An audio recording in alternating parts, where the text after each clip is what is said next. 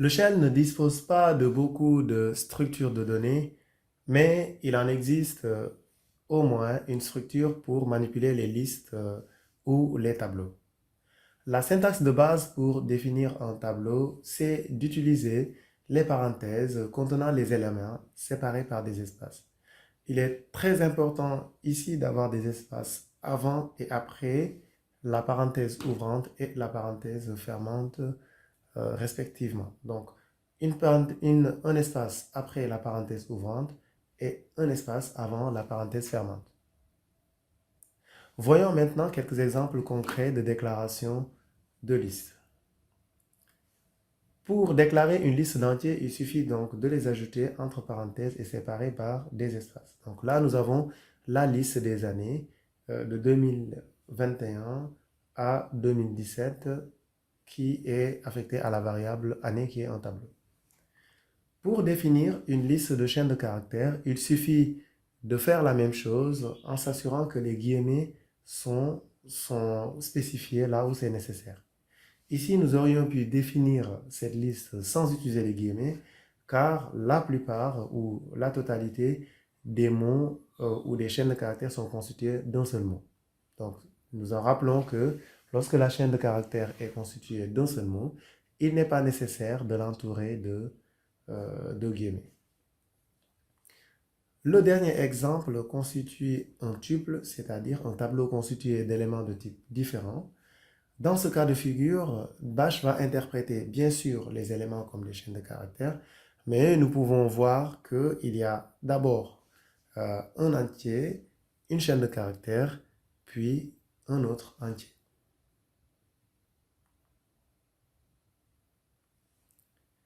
Nous avons répertorié dans ce tableau l'ensemble des éléments d'indexation des listes ou des tableaux dans le langage de script de shell. L'initialisation d'un tableau est la même chose que la déclaration que nous avons vue précédemment. Il suffit de mettre le nom de la variable égale ensuite une liste de valeurs entre parenthèses. La récupération des valeurs d'un élément se fait en combinant la syntaxe $ avec les accolades et les crochets qui sont utilisés dans les autres langages de programmation pour l'indexation. Donc ici, on récupère le troisième élément, donc qui a l'index numéro 2, car le premier élément a toujours comme index 0. En d'autres termes, le numéro du premier élément est 0 au lieu d'être 1. Ensuite, en utilisant l'index arrobase, nous pouvons récupérer tous les éléments du tableau en une seule fois. Le point d'exclamation devant la récupération des éléments permet de récupérer les index plutôt que de récupérer les valeurs qui sont dans le tableau. Les index, ce sont les numéros des éléments, donc qui vont de 0 jusqu'à n. L'opérateur dièse permet le calcul de la taille des éléments qui sont récupérés ou la taille du tableau. Donc ici, en mettant dièse et en utilisant le arrobase qui récupère tous les éléments, donc ça nous donne la taille du tableau.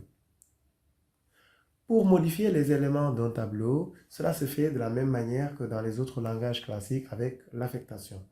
Il suffit de mettre le nom du tableau, ensuite les crochets et l'index de l'élément qu'on souhaite modifier et l'opérateur d'affectation avec la valeur. Il y a aussi la possibilité d'ajouter un élément dans un tableau en utilisant l'opérateur plus égal.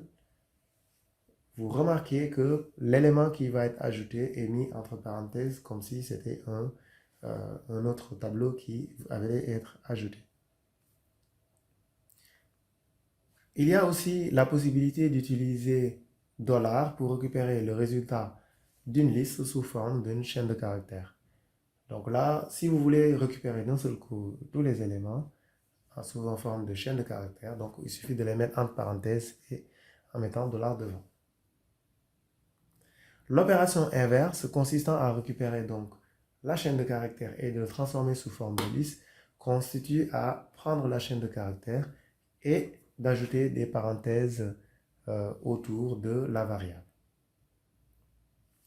Enfin, il est possible de récupérer un sous-ensemble du tableau en utilisant la double indexation avec deux points et les deux points après les éléments du tableau.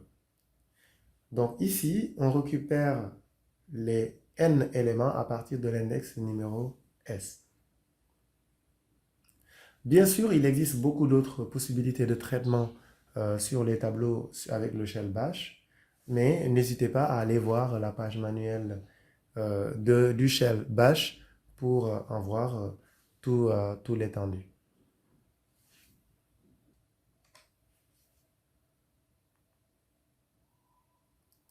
Le parcours des tableaux se fait généralement en utilisant des boucles.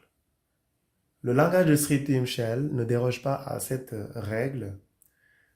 Dans cet exemple, nous utilisons la forme avec dièse, avec dollar accolade suivi de arrobase et les crochets pour récupérer tous les éléments du tableau et les parcourir avec le compteur i qui va être une variable de parcours des différents éléments du tableau. Dans ce deuxième exemple, nous avons une liste qui est créée à partir du résultat de l'exécution d'une commande, donc la substitution de la commande, du résultat de la commande ls. À l'intérieur de la boucle for, le compteur permet de parcourir les différents éléments et d'afficher les résultats. Là encore, les instructions seront vues plus loin. Donc, si vous ne comprenez pas cette syntaxe, c'est pas grave. C'est juste pour donner une idée de comment on peut utiliser les éléments d'un tableau pour le parcours dans un fichier. Le plus important à ce stade est de voir comment les éléments du tableau sont construits, comment les éléments sont utilisés avec le tableau pour être parcourus.